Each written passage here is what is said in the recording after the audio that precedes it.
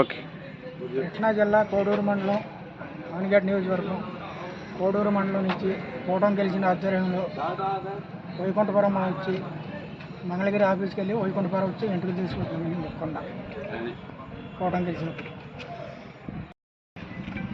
బండేశని గారి నాయకత్వం నుంచి కోడూరు మండలం నుంచి జనసేన బీజేపీ నాయకత్వం నుంచి మంగళగిరి ఆఫీస్కి వెళ్ళి కొత్త ఉంది ఇక్కడ వైకుంఠపురం ఆఫీసులో వైకుంఠ సన్నిధానంలో ఎంట్రీ తీసుకుంటామని మొక్కుతున్నాం. బండేశని గారి నాయకత్వం నుంచి బయలుదేరేస్తున్నాం. బండేశని గారు జనసేన నాయకత్వం అందరూ సహకరిస్తున్నారు.